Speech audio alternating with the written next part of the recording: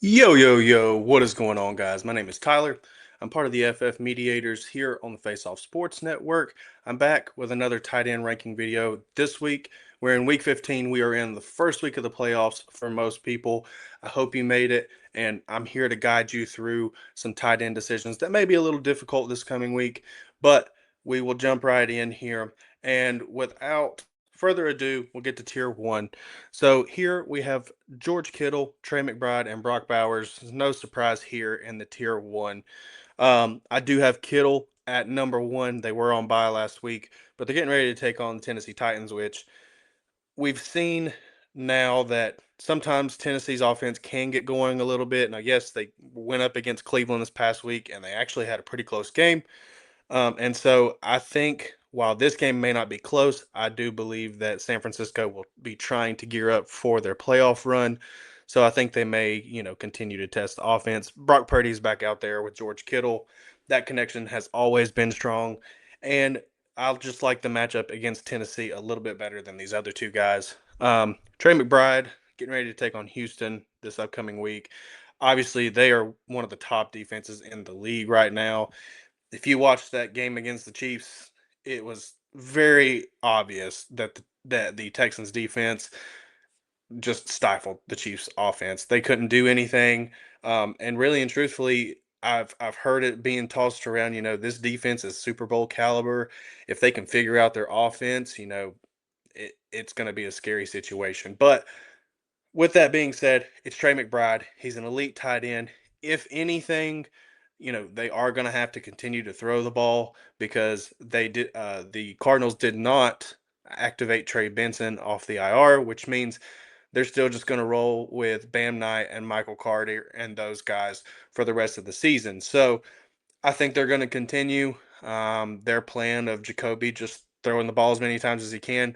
And the beneficiary of that will be both Trey McBride and apparently Michael Wilson looks like Randy Moss whenever Marvin Harrison is not out there. So we'll see if Marvin's back this week, but I expect Trey McBride to be just fine. And then you've got Brock Bowers here at three, getting ready to take on Philly. I don't expect this game to be close either. However, if you had Jalen Hurts this past week, I feel completely sorry for you because if I'm not mistaken, he finished with negative points. He had two turnovers on one play that got him negative 4 points, and that was just crazy to watch. I think he's the only quarterback to have done that ever, I think was the stat that I had heard. Regardless, talking about Brock Bowers, this offense is not great. He is still the number one option here. Now, that being said, Geno did go out of the game this past week. Kenny Pickett came in, and they moved the ball pretty well. I'm not saying that they're going to go out there and upset the Eagles, but I do think there is a chance that they perform pretty well this upcoming week. And I think Brock Bowers will be just fine. I mean, he had 4 catches on 5 targets for 46 yards this past week with a touchdown. If he does that again, he's going to be just fine. No, it's not the high explosive game you want, but you play him like you play the rest of these guys. They're just too elite not to. Now, jumping into tier two, you're going to see a name up here at number four that may shock you, and that is Harold Fannin. If you paid attention last week, like I said, in the Tennessee game, he went off. Now, he's been a name that's been, kind of whispered throughout the season. Whenever Njoku went out, they focused on Fannin. He was getting a good target share. And then Njoku came back and we were like, well, what do you do? Like, they're being used very similarly. Well, guess what? David Njoku went out with a knee this past week, and they just named Shador Sanders the starter for the rest of the season. And guess who just had a crazy game with Shador Sanders? That is Harold Fannin. 8 catches, 11 targets, 114 yards, and a touchdown as a tight end. I can't break it down any better than that. Those are like wide receiver numbers. Those are wide receiver one numbers, and he's a tight end. So you obviously take that. Now, I'm not saying he will repeat the same performance they were going against Tennessee, like I said, but this week they're taking on Chicago. So Chicago's middle of the road, 21st against tight ends.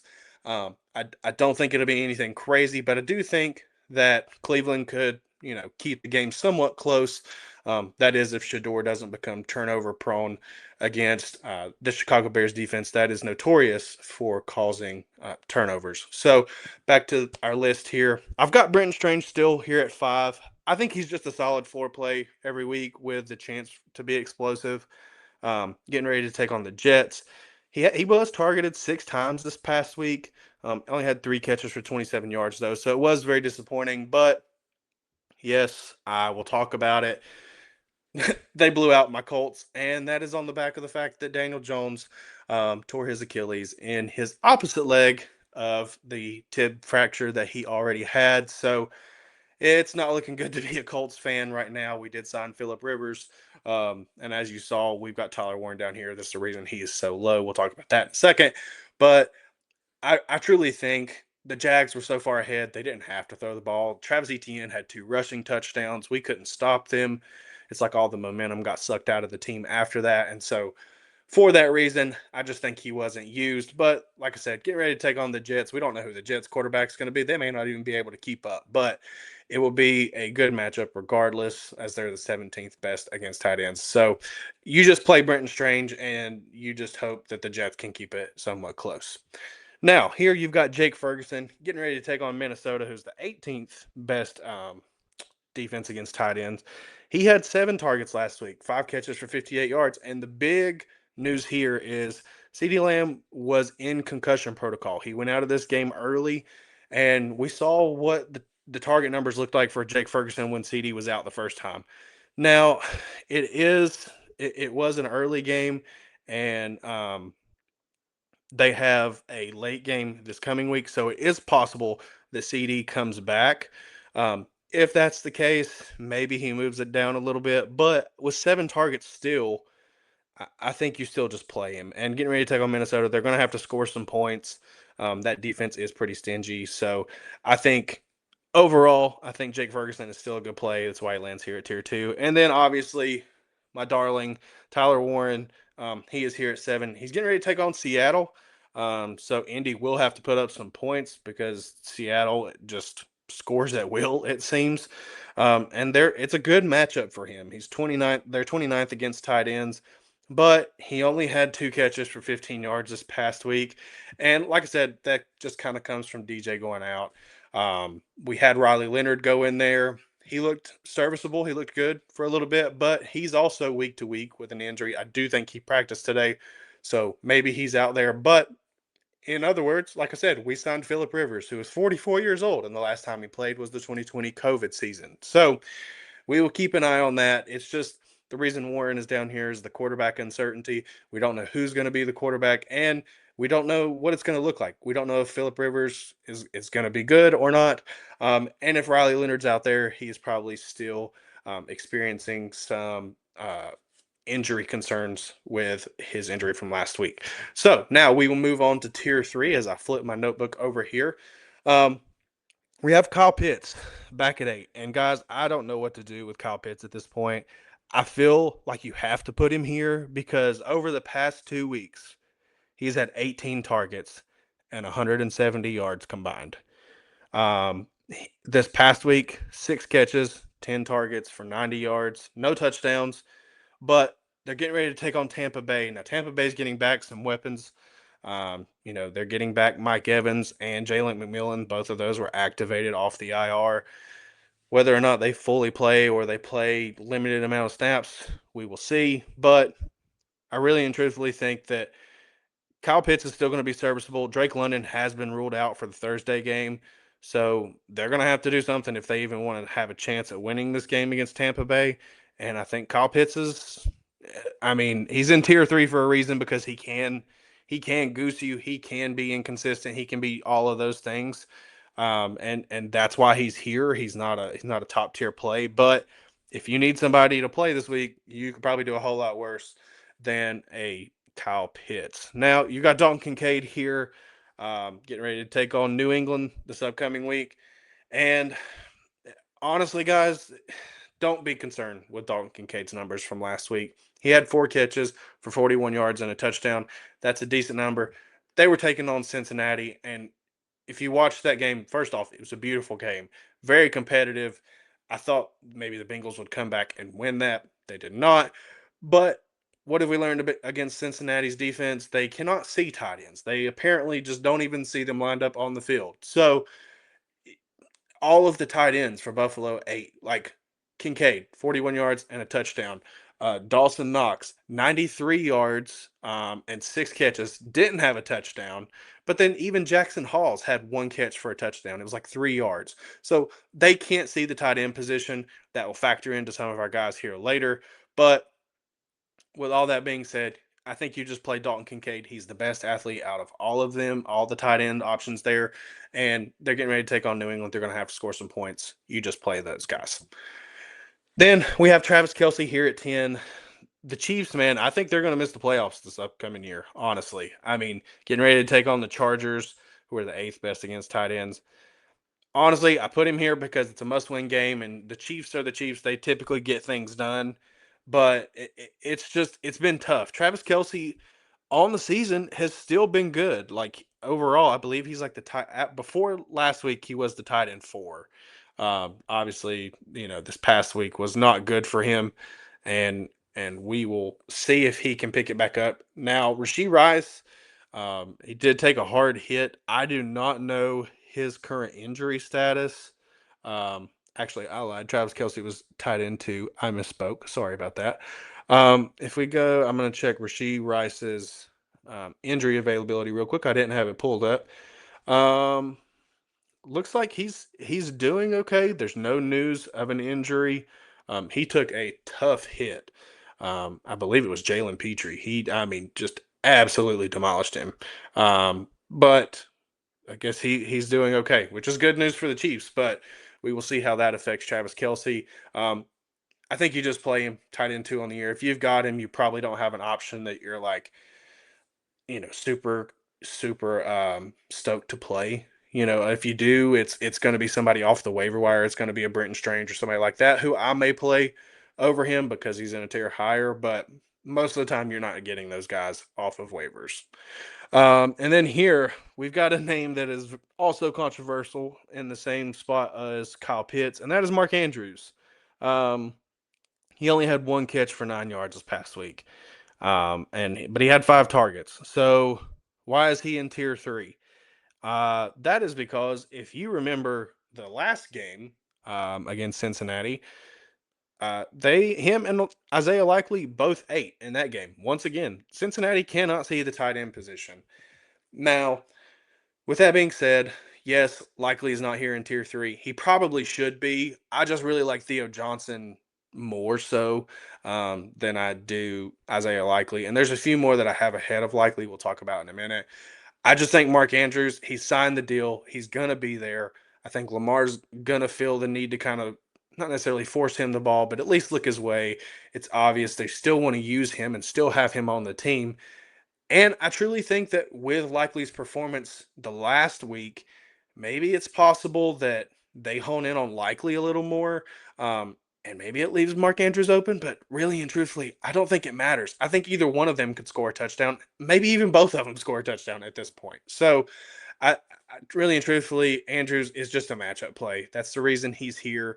And then, like I said, the last name, we've got Theo. Getting ready to take on Washington, who's 31st against tight ends. Also a good matchup. He was on bye this past week.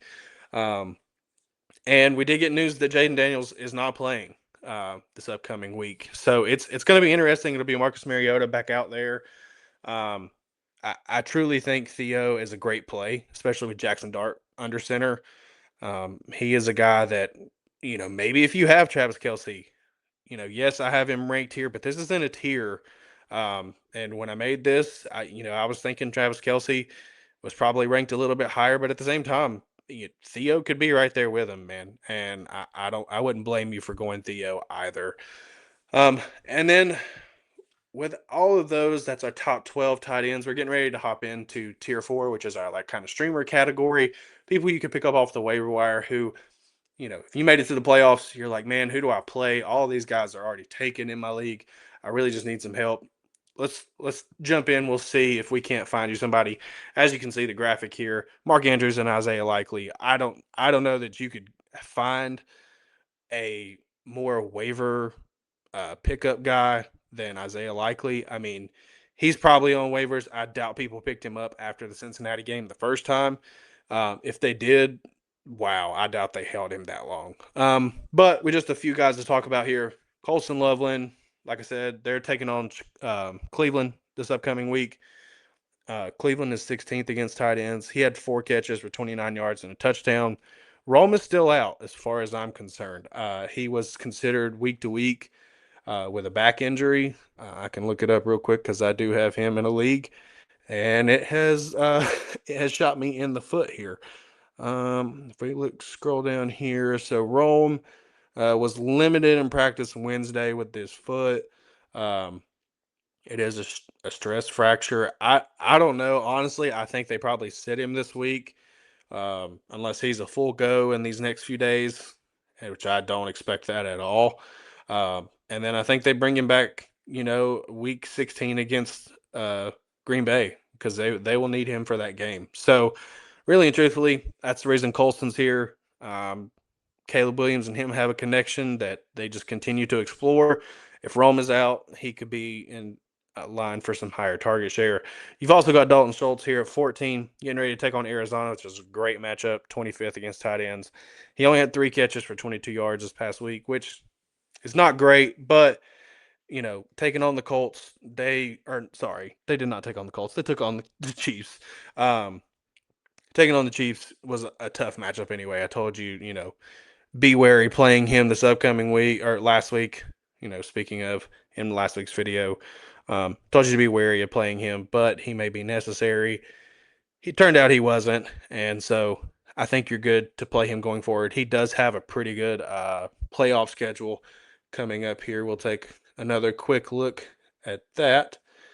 So coming up, he takes on Arizona this week. He has Las Vegas next week, and then the Chargers week 17. If you are one of those weird leagues that does week 18 championship weeks, he takes on Indianapolis. So that's a great matchup.